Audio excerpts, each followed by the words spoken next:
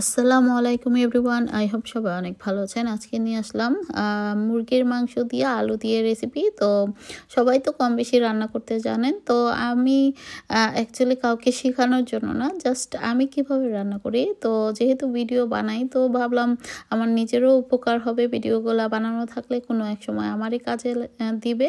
তো সেই জন্য ভাবলাম আপনাদের সঙ্গেও শেয়ার করি আমি যেভাবে রান্না করি। তো এখানে আমি প্রথমে হাঁড়িতে গরম মশলাগুলো দিয়ে, মানে আস্ত গরম মশলা দিয়েছি, আর দিয়ে দিয়েছি সামান্য পরিমাণে তেল। তারপর দিয়ে এখানে পেঁয়াজ কুচি, রসুন, আদা রসুন পেস্ট এবং টমেটো কুচি, এটা তো আমার লাগবেই দেওয়া। আর এভাবে একবার হলেও রান্না করে খেয়ে দেখবেন, খুবই সুস্বাদু হয়।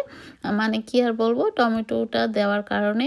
তো যাই হোক, মশলাটাকে লবণ দিয়ে আমি কষিয়ে নিয়েছি প্রথমে একটু। তারপর দিয়ে দিলাম শুকনো গুঁড়া মশলাগুলো, যেমন হলুদ, ধনে, মরিচ, জিরা এবং কারি পাউডার, একটু পাপরিকা গুঁড়ো এবং দিয়েছি গরম মশলা গুঁড়ো।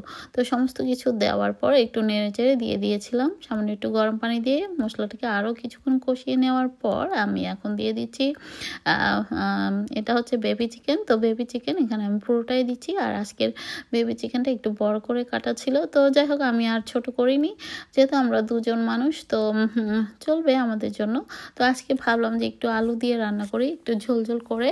তো সব সময় তো আসলে ঘন টাইপের বা ভুনা খেতে কার ভালো লাগে। তো মাঝে মাঝে ভুনা করি, মাঝে মাঝে এভাবে একটু ঝোল পাতলা টাইপের করি। তো মাঝে মাঝে চেঞ্জ করে খেলে কিন্তু ভালোই লাগে, বা অনেক সময় আলু ছাড়াও রান্না করি।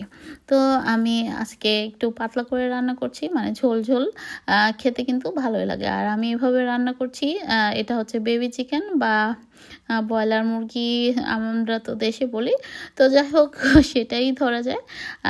হার্ড চিকেনটা আমার হাজব্যান্ড তেমন একটা খায় না, ওটা আবার একটু অন্যরকম লাগে, ওটাতে মাংস নাই বললেই চলে। তো যাই হোক, ওটা আসলে ব্যাপার না, এটা হচ্ছে এক একজনের পছন্দ, খেলে খাওয়া যায়। তো যাই হোক, যেহেতু এটাই ভালো লাগে আর রান্না করতে ওই যে খুব কম সময় কিন্তু এই রান্নাটা করা যায়।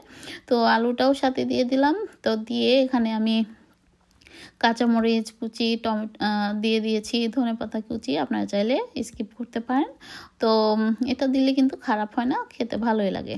তো যাই হোক, সামান্য একটু লবণও দেখে নিলাম। আর ঝোলটা আমি মানে খুব যে বেশি রেখেছি তাও কিন্তু না।